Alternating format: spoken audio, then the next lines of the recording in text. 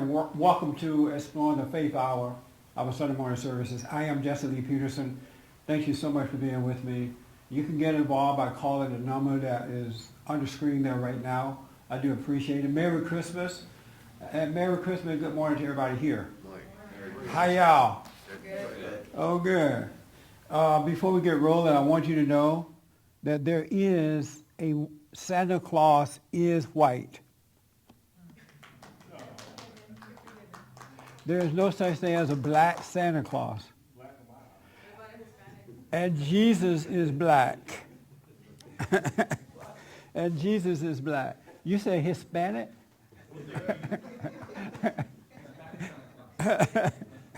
I've never seen a Hispanic. Can you imagine I'm at home asleep and a Hispanic Santa Claus come down my chimney? Or a black one?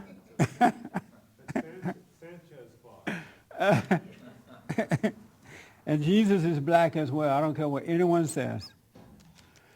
We gave black people Kwanzaa, but you're not going to take my white Jesus and my white Santa Claus.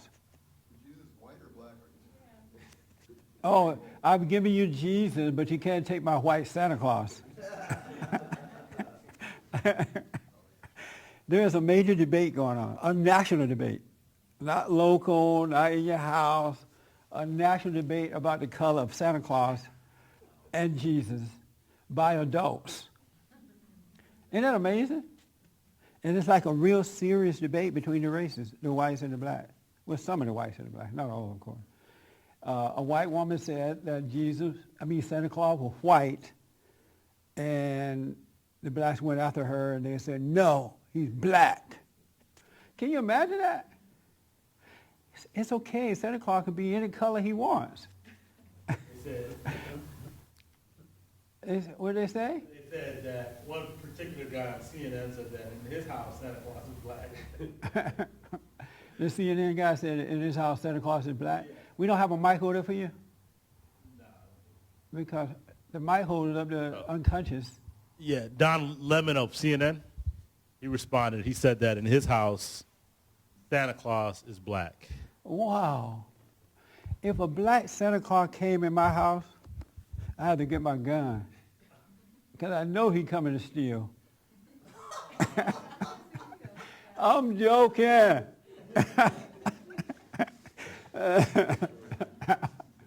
I'm just playing. I'm joking. Not all black Santas steal.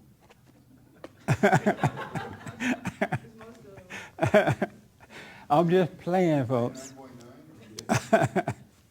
But I can't believe that there's like a real lively debate by adults about the color of Santa Claus.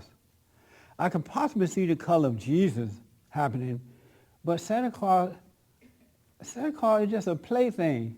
You know, it's like not real. Well, he's real, but I grew up having fun as a kid, waiting for Santa Claus to come. I remember the night before Christmas, we'd be all around the fireplace, because we didn't have a heater, we had a fireplace only, and just having fun, and there were no toys under the tree at the time or anything, because we were convinced that Santa was going to come that night and bring the toys, right? And we would go to bed early so we could wake up early. And when we woke up, Santa had come and brought the toys. He came down the chimney because my grandmother never opened the door for him. He came, and Santa Claus was white. He was absolutely white. Huh? I saw pictures of him. And my grandmother said he was white. He was black. Oh, it was a black Santa coming down. Huh? I have never seen a black Santa Claus. When I was, and I wasn't traumatized by thinking that Santa Claus was white. Were you traumatized by that, Rhonda, thinking Santa Claus was white? It's not about, I don't think it's about being traumatized, but there, when you around, I remember going to the mall around here, and there was a bookstore, and it had all black books in the window, and I was shocked because I'd never seen that before, you know? Right. So when you get used to not seeing your own image, there is some issue with that over time. Right. You know, it doesn't make you feel good. People want to see their own image. Oh, That's just the basic I thing. understand the point you're making. I totally do understand that. But were you traumatized by the white Santa? There wasn't a discussion. There was no discussion about color. He was just white in the mall. That's And it. did you accept it? You accept whatever's there, yes. You did Until you accept it? get older. Huh? Until you get older, and then you make your own decisions. Right. Right. That's right. But you were But not. then what happened was a lot of people were already traumatized and stigmatized by it, that once I think they went to the mall and they had a white Santa on one end of the mall and a black Santa on the other end of the mall. Oh, It's crazy. Jesus. But a lot of people still went to the white one because they were just so used to it. Right. So it does brainwash you. You know, But now you got to have a Hispanic one too. So at the mall you need 3 Santas now. So when you're walking around. So were you traumatized? there's no trauma to it, no. But this one black. But I was brainwashed about it, yeah. Not traumatized. Oh, you're brainwashed by it. Yes. There were one black woman said, the woman I think started this whole thing, I think it was her. She's a blogger or something. And she said that she was traumatized by the white Santa Claus. And whenever she saw a white Santa Claus when she was a kid, she felt badly about herself. And I dare you to say that Santa Claus is white. I'm like, you dumb, crazy person. Santa Claus didn't traumatize you. Your mama did that. I'm sure it's an accumulation of stuff. Oh, that's amazing. Yes. So you're Hispanic, right? Yes. Are you traumatized by the white Santa? No. You're But not? You like- okay with it? Yes, but like you said, I think it's your mom or whoever kind of feeds you these stories.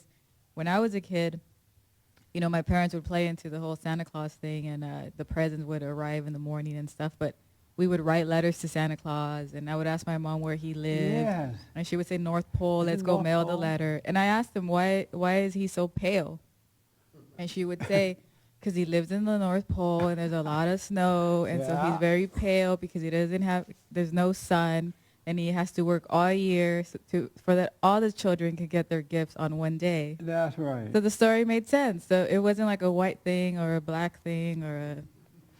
I can't remember being focused on the white Santa. I just knew he was white, but I don't think I was just excited about him bringing some toys, and I liked the reindeers and things like that that came with him. I used to honestly wonder how they were going to park on our roof, because we had a tin roof, and it would make a lot of noise.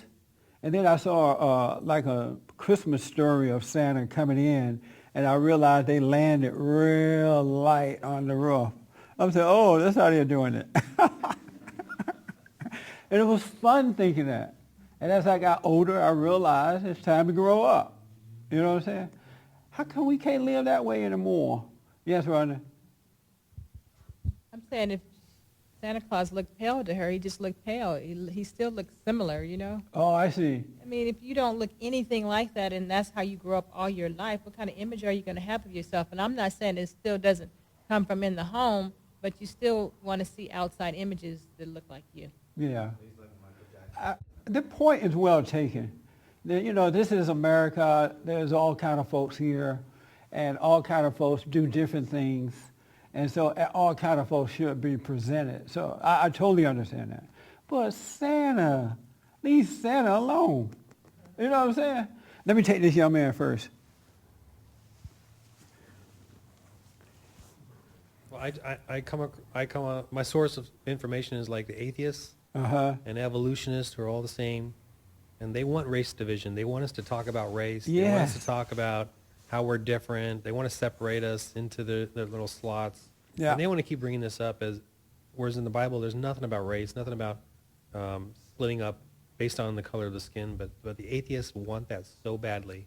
And they believe it too. They believe in evolution, and they believe that we are different races. And so And I they want to push noticed- that all the time. I notice every year around this time, they seem to be having an impact. You know, they seem to be getting stronger and stronger and stronger.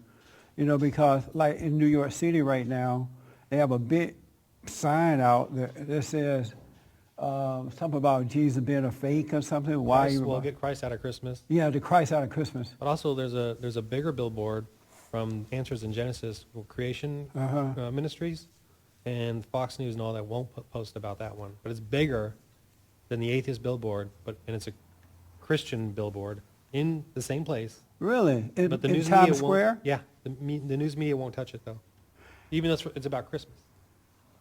Yeah, that's why I think the atheists are winning a little bit, because Christians are so intimidated, and and folks are worried about their sponsorship and all that kind of stuff, and so they know how to pick at the sponsors.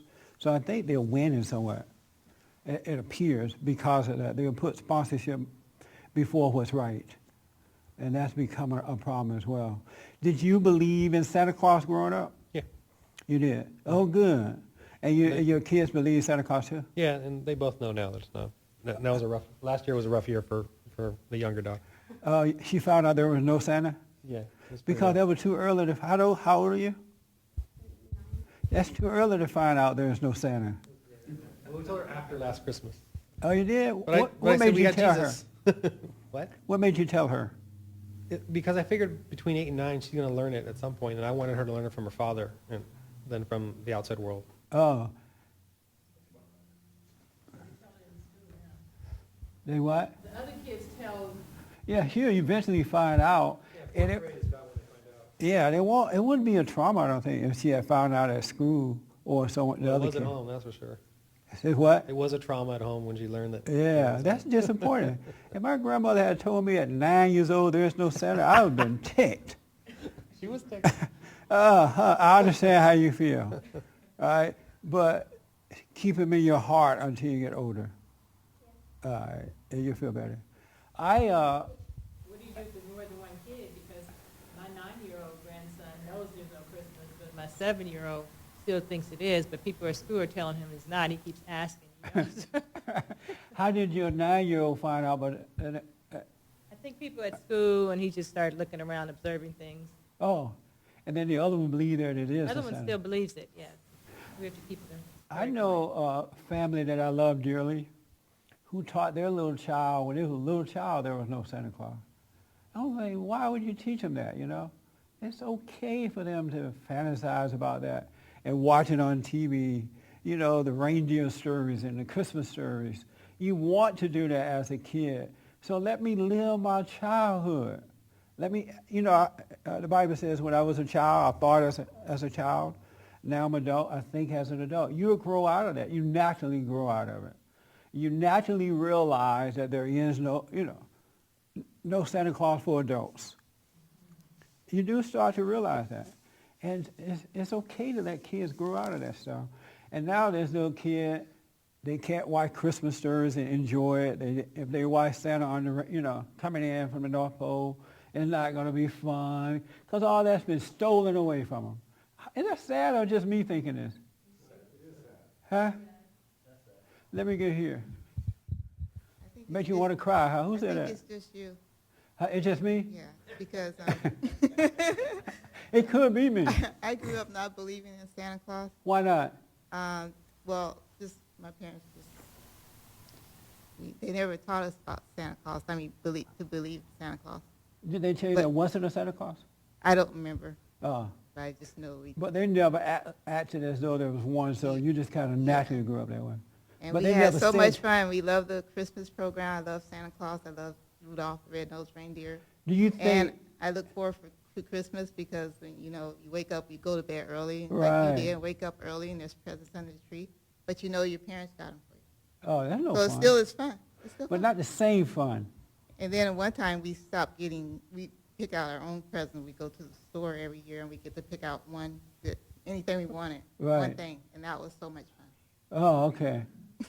Patrick, what do you think about that? Should a kid be told at an early age there's no Santa, or let them have some fun with it? I don't think they should be told necessarily at a young age. I think they will figure it out. They will figure it out. Kids have lots of things that they like. They like lots of cartoons and different Yeah. things. I don't think you necessarily have to go out of your way and say there's no whatever the cartoon character is. Of course, cartoon characters don't bring you presents either. That's right. That is a difference. They do not come down the chimney once a year. So, but I think it generally figured out. I mean, I don't remember as a kid necessarily being told. At a certain age, I think I just figured it out. We had fun with it. I don't remember if I had less fun after knowing what I knew or not. I mean, we Yeah. kind of enjoyed Christmas all the way through my childhood. Right. For me, I, as a kid, I knew there was a Santa, so I had fun knowing that. When I grew out of it, the fun continued in a different way. So I naturally knew, but I still have fun with it. You know what I'm saying? So I enjoy both time in life of having fun. As a kid, and then as I got to be a little older, 9 or 10 or 11 or 12, whatever it was, then I could still just enjoy it in that era of fun. Yeah, I think I figured it out at a certain early age. You do figure it out after a And while. then I think there were others who were older than me, the family, that still seemed to be into it. Yeah. And I kind of felt I had something over them, and I kind of chuckled at them Right. when they were, wait up for Santa and stuff. But I don't know. It was fun all the way, anyway. Yeah, I'm totally into the Santa Claus thing, even now. It is fun, especially seeing kids being eyes all lit up about it. It's all fun. My grandmother used to hide the toys. I remember as I got older and would help her wrap the toys. We could only do it when they weren't there or after they went to bed. We would hide the toys and then put them on the tree, the night of Christmas Eve. Isn't that fun? It was fun hiding the toys from the kids. Getting them ready for it, and then watching them wake up the next morning, run into the tree all excited. Just fun in life. It's okay, relax. I'm sorry. You had that? But you didn't know that it Well, came. what if your kid asked you he heard there's no Santa and heard there's Santa? Yeah. Is Now, there if a they Santa ask, Claus? that's a good point. Now, if they ask, then you just tell the truth about it. That's what happens. Yeah, if they ask, you have to tell the truth. Yes. But in real life, there actually was a Santa Claus. He actually started out giving people they needed money, and they started sneaking out at night and giving them Absolutely. money. I 100% agree with you.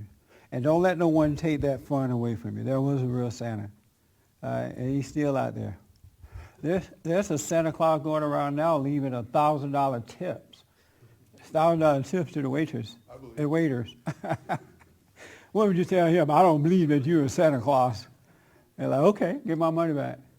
But yes, I agree. All right? So. She's seen as a historical figure. Right. Source of Santa Claus. Yeah, it's a historical thing, but don't take it. Leave Santa alone. But I can't imagine, and then I got to move on here, adults arguing over the color of Santa Claus. Now, we've stooped to an all-time low. It doesn't matter. The color thing doesn't matter. You want a black one, you want a Hispanic one, you want an Asian one, you want one that has white parents or black parents, mixed Santa Claus. Just take your Santa and leave my white one alone. It's okay, really. This is America. One other quick point about Santa. That what you want? Yeah. Okay. Yeah, well, being white, my parents raised me to believe that Santa was white and the elves who did all the work were black. I'm kidding. Where are your parents now? They're not with us anymore. I'll rest my case.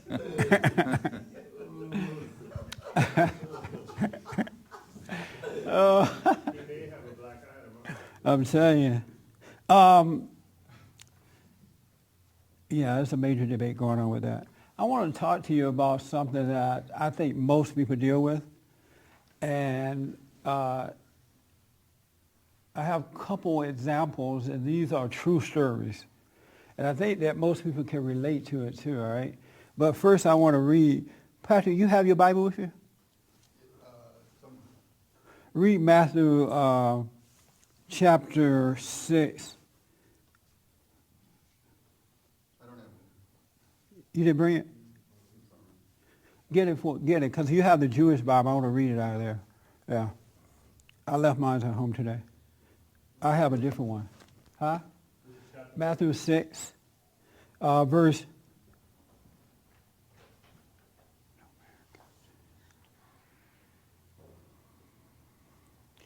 Oh, verse 24.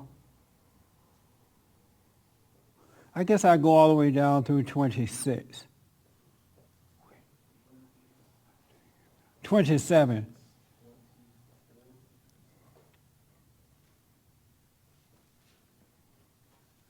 Oh, maybe 28. Okay. Matthew 24 to 28. Matthew 6, 24, 28? Yes. Okay.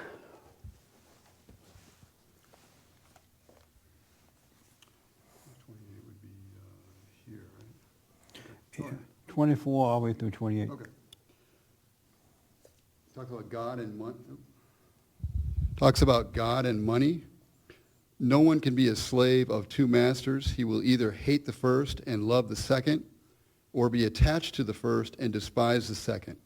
You cannot be the slave both of God and of money. Trust in providence. That is why I'm telling you not to worry about your life and what you are to eat, nor about your body and what you are to wear. Surely life is more than food, and body more than clothing. Look at the birds in the sky. They do not sow or reap or gather into barns, yet your heavenly Father feeds them. Are you not worth much more than they are? Can any of you, however much you worry, add one single cubit to your span of life? And why worry about clothing? Think of the flowers growing in the fields. They never have to work or spin, yet I assure you that not even Solomon in all his royal robes was clothed like one of these. Go on. Is that 28? Yeah, I think I went to 29, actually. Oh, okay. Thank you. All right. What I want to focus on is taking no thought about anything. Taking no thought about anything. And I saw a live experience of a person who took thought about something and almost lost what I believe was a heart desire, a gift from God. They had wanted this gift. This woman had wanted God to give her a house to live in. She wanted this house to live in. And she knew she wanted, but she waited patiently for this house to live in, right? And so finally, after a period of time, which is the right time, this opportunity came for her to get this house. And when she found out that she was going to get it, she was all excited. Yeah, right on. I can't believe it. And just with joy because, the prayer was answered. God gave the house. And then a few days later, thought crept in about the house. Could I afford it? I looked at my budget, and my budget said no. I went and talked to other people about their expenses, what they pay, how much they pay. And I'm just not sure now. I talked to other people about the distance in the drive that I would have to take. And they said this and they said that. And they started thinking about this gift that they had asked God for, which caused them to live into the future, go into the future and live where there is no future by taking the thought, right? So they began to doubt that they could do it, that they could afford it, that it was worth it. And I saw this joy turn to darkness. I saw the eyes that was filled with joy and glazing and happy and turn to darkness and doubt and fear.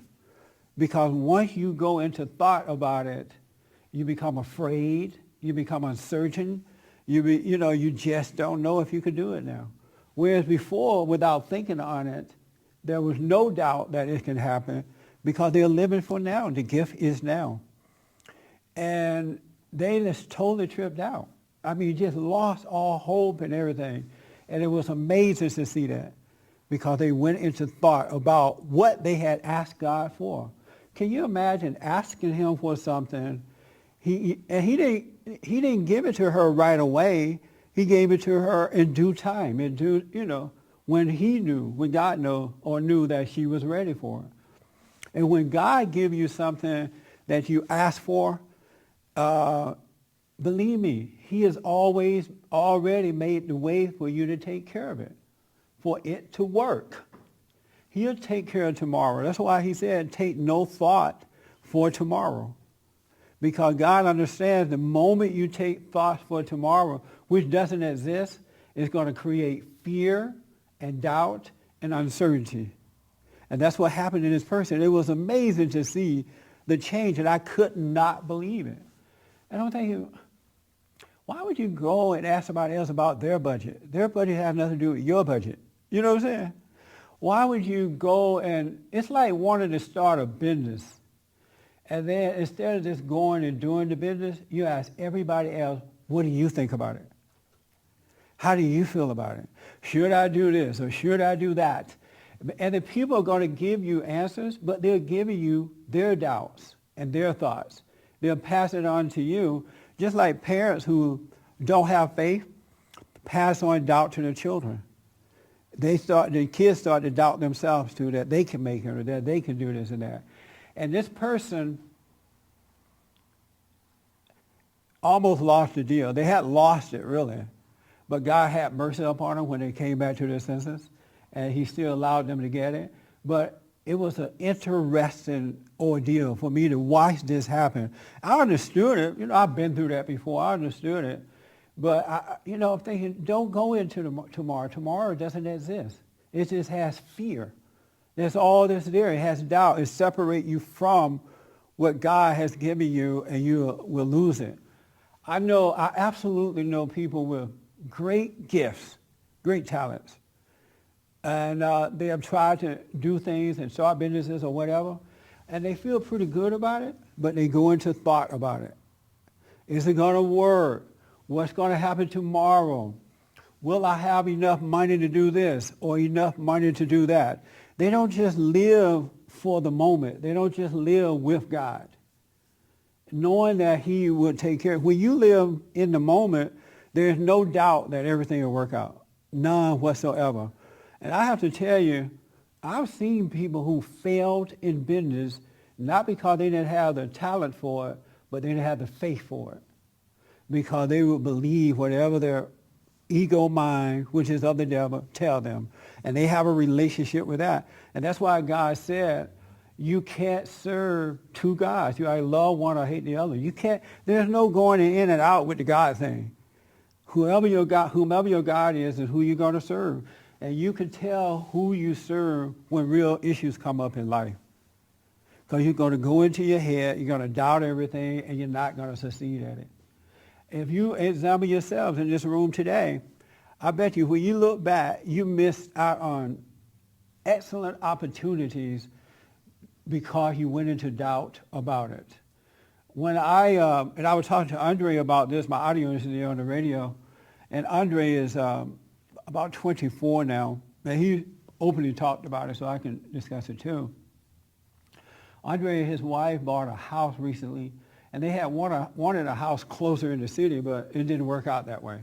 Finally, they got the house outside the city. They have to drive a long way, but it was the opportunity that came about, right? And then as they working on this thing, so many situations came up. Then they finally got the house, and before they can go in, Satan just put all kind of doubt in his mind. He started to believe he can't pay for it, this and that and that. He almost didn't want to take it because of that kind of thought. But he realized he had gone into his imagination that this is a gift from God, and he went and moved into it. And now God has shown him something he could do with that house to make more money to even pay for the house note. The drive is fine for now. He's making that sacrifice for now. And when you accept what is, life works then. But you got to accept what is and not come up with all this crap. I remember when I had my, I started, and I've said this before, and this was before I had sense, the little sense I have now, right? I was into computers. I was a medical transcriber, and I had wanted to have my own business, and I didn't have enough money to start a medical transcribing business. And so I started a janitorial service. And I said, you know what, I'm just going to do a janitorial service because it doesn't take a lot of money. I made up some flyers. I came up with a little name, a small business that does a big job. That was my little title thing, right? And it would, so I made up some flyers. I put them on the cars in the parking lots, and people called for me to do the job, and then they would give me half. I would go do the job, get the rest of the money, and put it in. And in 7 years, I had 7 full-time employees, and I had a truckload of contracts. It just came out of nowhere.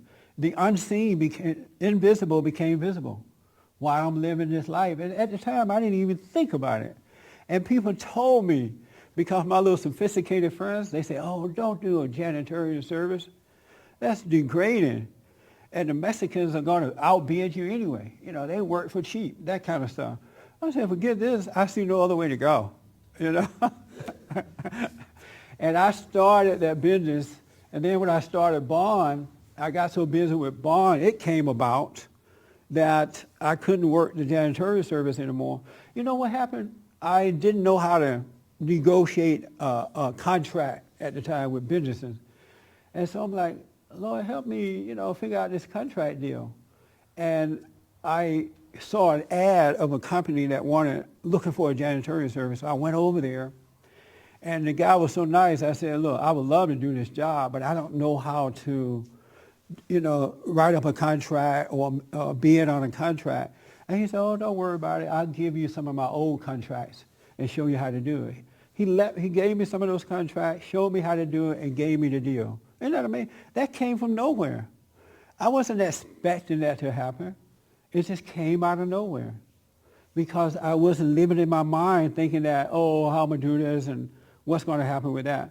And so I started the organization Bond, and I got so busy, I had to sell the janitorial service 7 years later. And I'm thinking, how am I going to sell this, right? And everybody's like, oh, you might as well just drop that. You're not going to be able to sell it.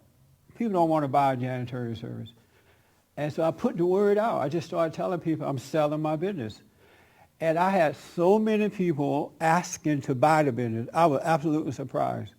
As a matter of fact, there was a woman who wanted to buy the whole thing, and she got mad at me because when I found out that there were so many people that wanted to buy it, I split the contracts. And so a group to this people and a group to this folks, and I made all my money back and then some. Isn't that amazing? All because I didn't have doubt about anything. And I wasn't running around thinking that I didn't have doubt or that I had doubt. It just wasn't a part of my thinking at the time, right? Because I wasn't into praying and stuff like that. I was just doing my thing. And it all unfolded. And then I started Bond. And we got to a point, we grew. And we used to have the meeting at the house, at the Bond home for young men. And we just, it grew. So I had to find a building. And so I said, and I had no money. So I said, oh, I need a building. So I put the word out that I needed a building. And one day I got a call from my attorney. He said, oh, I'm working with this client who just want to get rid of her building. She just wanted to get rid of it. She's ready to move out and give up on the business thing. I said, oh, okay, let me check it out. I checked this building out. And at the time, which was like 12 years ago, they wanted $5,000 for the lease, to lease this building a month. I did not have $5,000. I did not have $5,000. I had no idea where $5,000 a month was going to come from, right? 12 years ago. But I took the building anyway because it was given to me by God. It came from nowhere. I had a need. And God saw my need, and so he gave me this building. And I took it, and so forth. 12 years later, we're still paying the rent. Isn't that amazing? Because there was no doubt. I was living for today. I wasn't into what's going to happen tomorrow and blah, blah, blah, blah, blah, right? When God gives you something, you don't have to worry about how it's going to work out. Don't worry about the outcome. Just take advantage of the opportunity and live for today. And each day will work itself out. Don't worry about the outcome. If he gives it to you, he will provide for you. He's not going to give you something that you can't afford to have. Now, there are some people who don't have that relationship with God. They'll ask God for something, and they think God gave it to them, and they go out and get it, and they mess up. You have to let it, life is an unfolding thing. If you wait upon the Lord, he will, answer all of your prayers. But how do you wait? You wait by not going into your imagination and developing doubt. That's how you wait. You take one day at a time. And I'm telling you, it works itself out. It's already inside of us, but doubt prevents that from coming out. And so many people have missed out on so many opportunities like that. One other quick story, then I'll take some hands here. When I grew up, and you heard this story before too, and I'm telling it because it's so important. I grew up being taught that at 25, that you're supposed to get married, buy a house and get married at 25. 25 was a nice age. By that time, you got a job, you save up a little money, and you get married, start your family. And so in my mind, I knew at 25 I was going to buy a house and hopefully get married. So one morning I turned 25. I did. I woke up and I'm like, wow, I'm 25 years old today. I got to get a house. And I had no money. None. I had a job, but no saving, no nothing. Because I had been just partying and having fun. I wasn't saving any money, right? But I knew I had to get a house. So I said, okay. So I got up and got dressed. And I said, I'm going to go and talk to a realtor today and just let them know I want a house. And so I went and met this woman. I told her, hey, I want a house. I have no money. Is there a way to get a house? She's like, well, let me look at it. Let me think about it. I'll let you know. And so she started to take me around and show me different houses, right? And I looked at so many different homes. And one day, not far from here, on Elvira Street, I walked into this house, big old huge living room with a fireplace, dining room, kitchen, washer dryer area, 2 bedrooms and 2 baths, big backyard. I said, this is my house right here. I knew it was my house. A gift from God, right? I knew it. With no money, I knew it. And so I said, this is the house I want. She said, okay. I said, so how am I going to get this house? I'm telling you a true story. And I wasn't thinking about what was happening. I was just doing it. And the lady said, well, they have this loan called assumable loan. You can assume somebody else's loan. Remember when we used to have those? Yeah.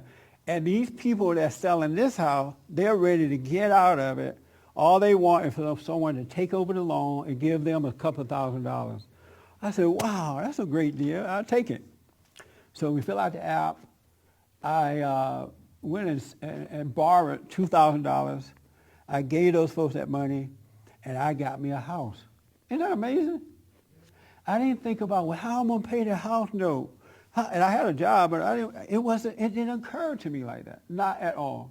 I got the house, and it was a very nice house. And in 1 year, I sold that house for $100,000. My house note at the time was $300. Can you believe that? $300. And that's how life works. And now that I'm older and I see that and I understand that, I know now whenever God moved me into another whatever, don't go into what Satan is telling me about the deal. Because he's going to make you doubt it. You will never get anything done. And don't go around asking everybody and their mama what they think about it. Because they're giving you their doubts and their fears. That's their life. That's how they live. And when you believe into what they believe in, then you're living their life. You get nowhere in life. Isn't that fun? When God, I had a couple of people tell me, a couple of guys tell me that, I said, oh, how's business? Well, it's going fine. I'm at a point now I need a secretary. Because right now they just started out, just one person, right? I need a secretary. I said, so why don't you just get a secretary? I don't have the money. I don't know. I got to wait until I save up the money. I said, no, you don't. You don't have to do that. You have grown to a need. So now that you have gotten to this point where you have a need, get the secretary, and then God will provide the need. He'll bring in the money for the secretary. But if you don't ever open it up so that he can put something in, there's nothing he can fulfill. You're waiting, trying to get the money yourself. You're not trusting God for it. God brought you to a point in your business where you need something else. And that's how whole life is. He gave you the business. He brought you to a point. Now you need help. Find the help, and I'll provide for the help. I've hired employees over the years with no way of knowing how I'm going to pay the salary for them. But I had a need. We had gotten busy, and we grew to this point, and now we need another person, right? But the money wasn't there in my hand. But so far, everybody getting paid 23 years later. Isn't that like beautiful to live that way? I want to encourage you, you got to stay out of here. You got to stay away from that. Take no thoughts about anything. The worst thing you can do is take thoughts about things. You serve the wrong God then. Isn't that nice? Mm-hmm. Nice to me. Let me take here first, and then I come over there. All right? I have a similar story. I bought this house that had a huge mortgage on it. And the house was priced right at the top of the market. The market collapsed. And the house is underwater. But God went out and destroyed the whole American economy to lower the price of the house so that I could afford it. You know, the banks then. Let's go over here. Yeah. And we're gonna then move later, now that the house is overpriced, now the Chinese are coming in and buying up No, this property. is too serious to be doing No, that. it is. Let's go here. Go ahead. I wanted to, I see what you're saying in the law, in effect, that you're talking about. I want to talk about the opposite. I had an opportunity one time, I was working for a collection agency, and along comes this guy who sat right next to me, and it turns out he owned his own personal collection agency. And he says, you know what? He says, I'm going to start my own collection agency again. Something about you. He says, I think you can corner the Hispanic market. Why don't you come along with me and we can become partners? We'll build our own business. I know where we get the clients. I know where we can get the computers. I have the spot.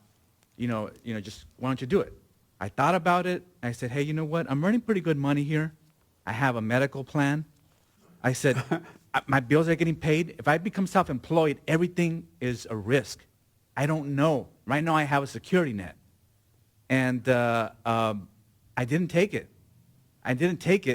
And who knows? And I think back and I say, you know what?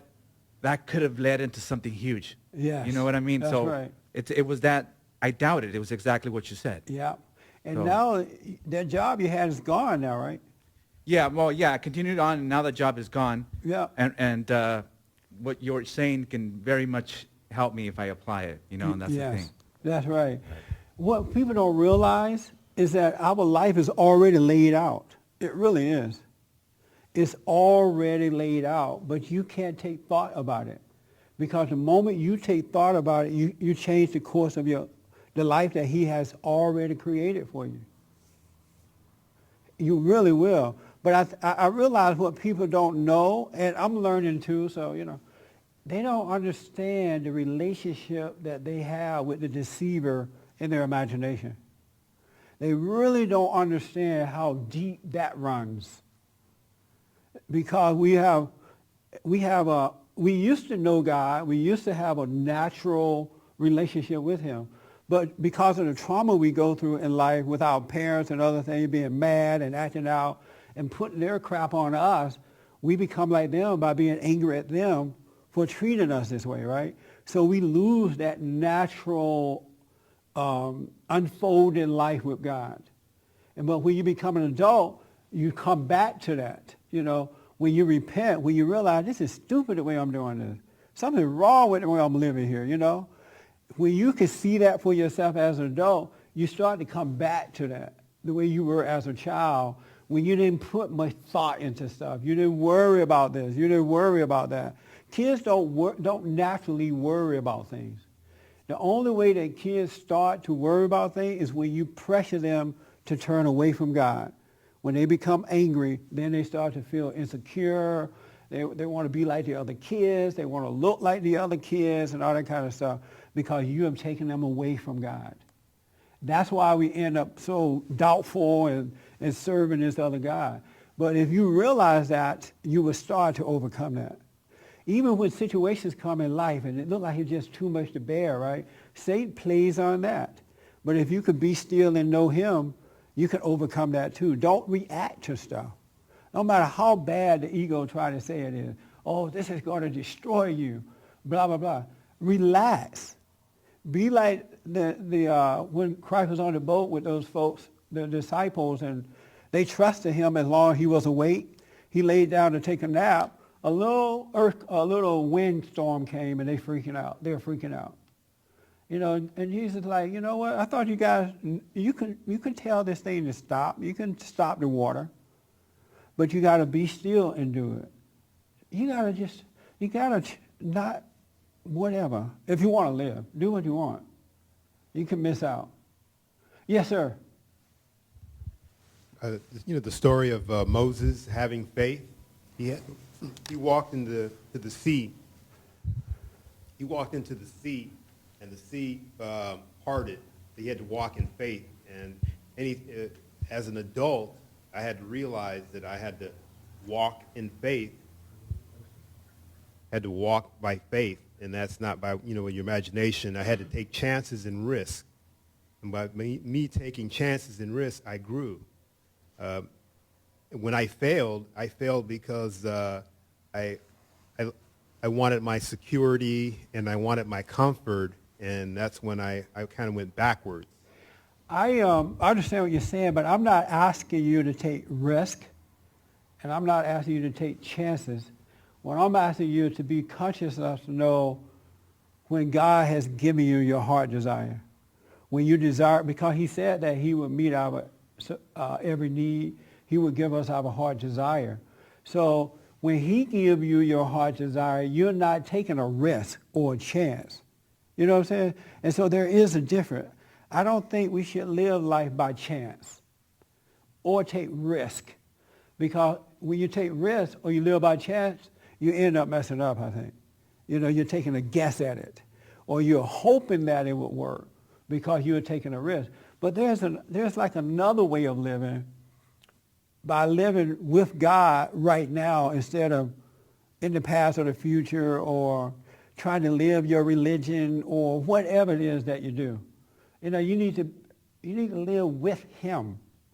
That makes sense? Not in your imagination, because God loves us and he doesn't want us to really take risk in life. I don't think there's anywhere in the Bible where it says take a chance, take a risk. It says live by faith. Trust me, I'll take care of you. Have no doubt, and I'll take care of you. But as long as you have anger, you're not going to be able to do that. All right? Were you making a serious point, or were you playing around? Yeah, but Because I didn't want to. The situation got twisted a little bit in my thought. Really what happened was I bought at the top of the market, and then the economy crashed. But because of the things that were going on, the banks, I tried to short sell it and get out from under it, take a heavy loss. Yeah.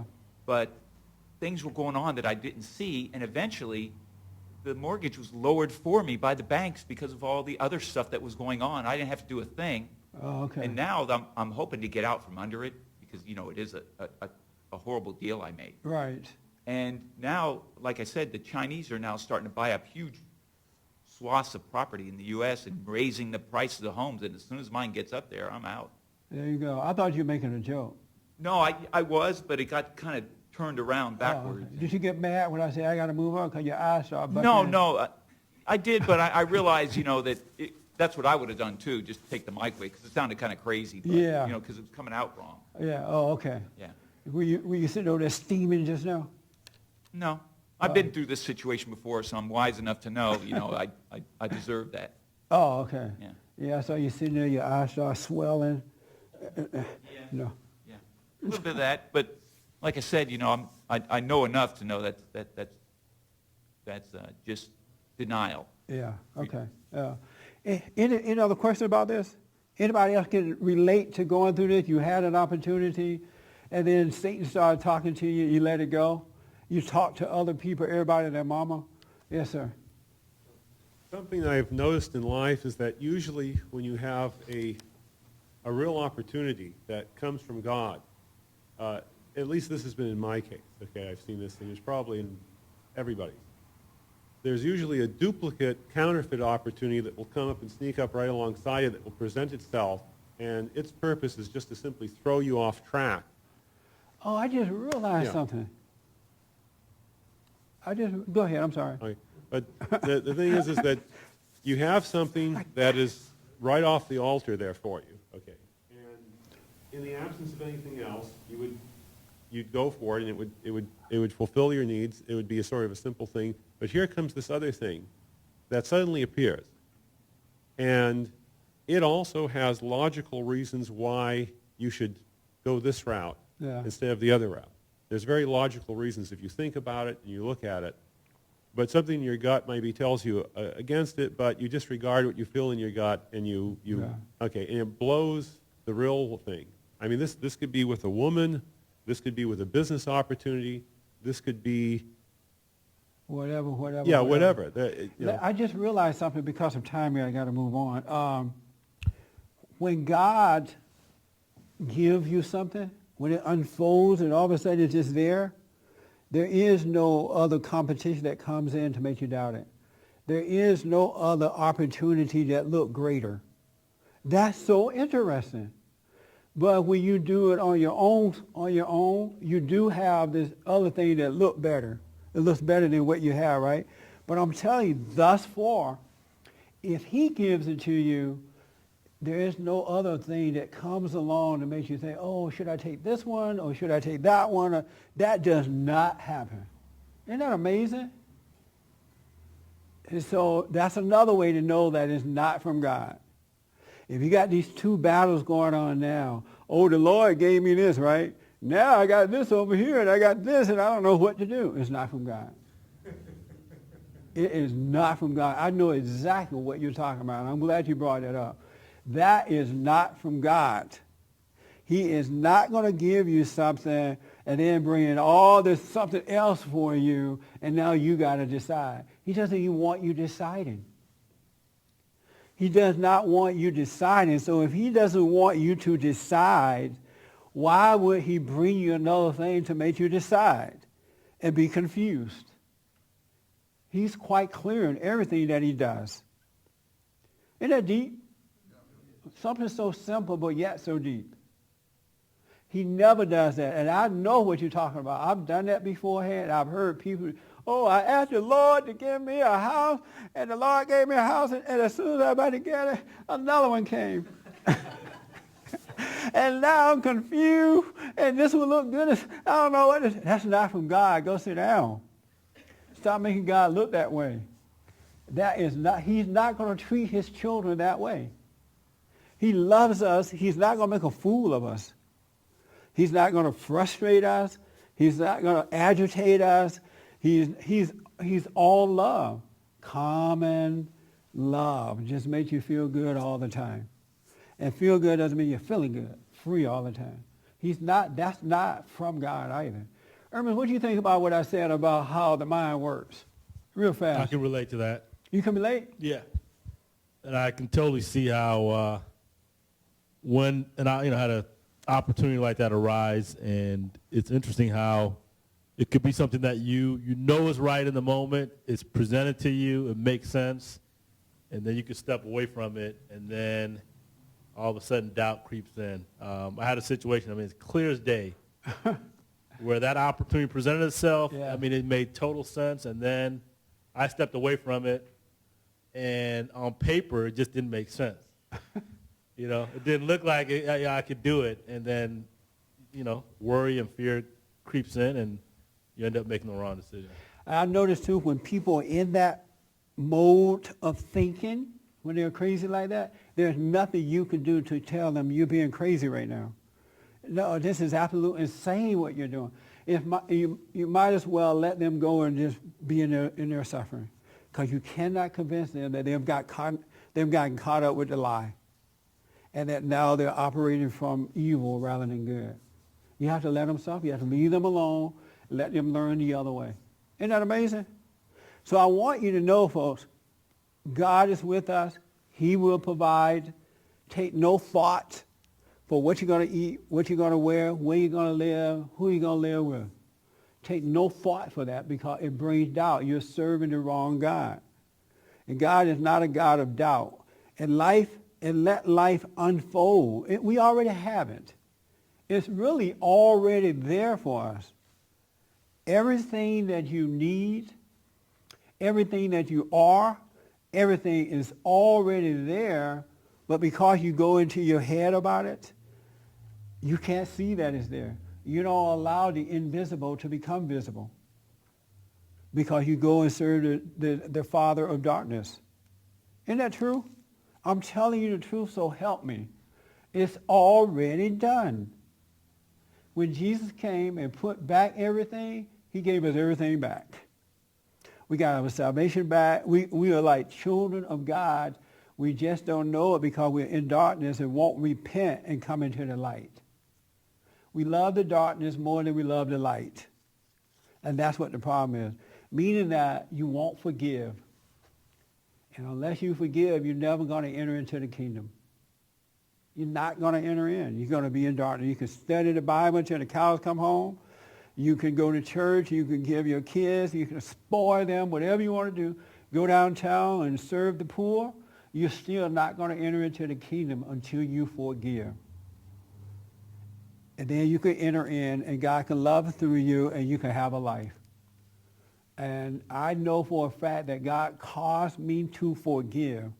I forgave my parents.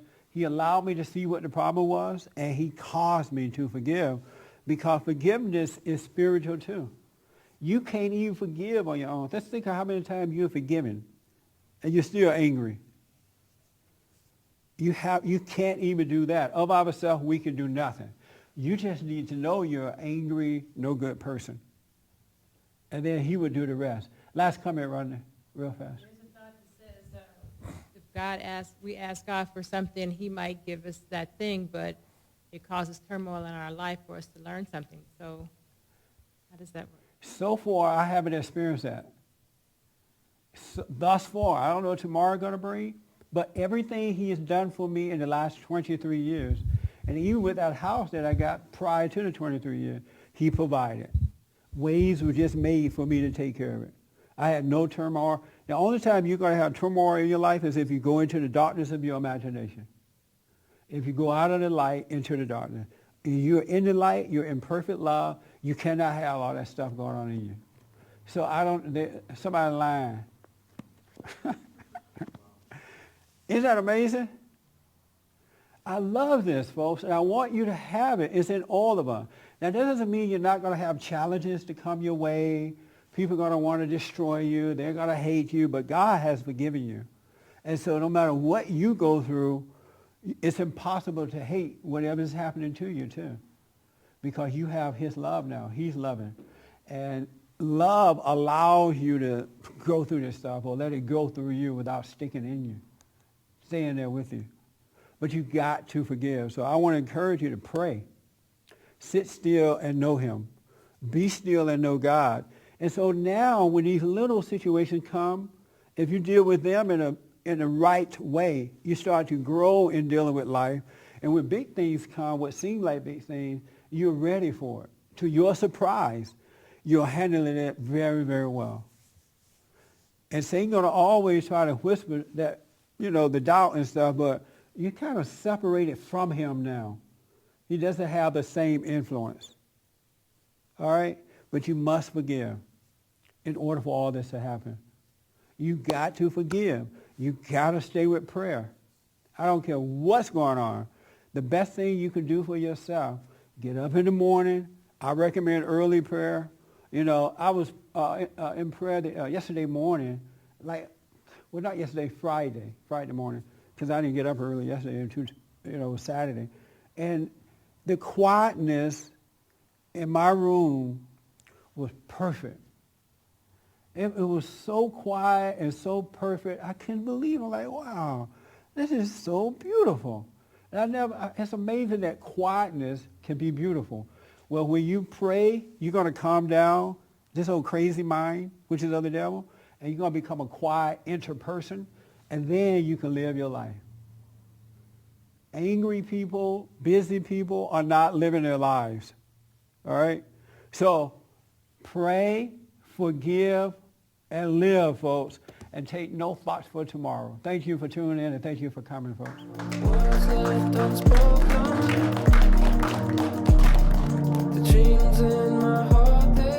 For more information, to purchase a copy of this program, or to make a donation, visit us on the web at bondinfo.org or call 1-800-411-2663. That's 1-800-411-BOND.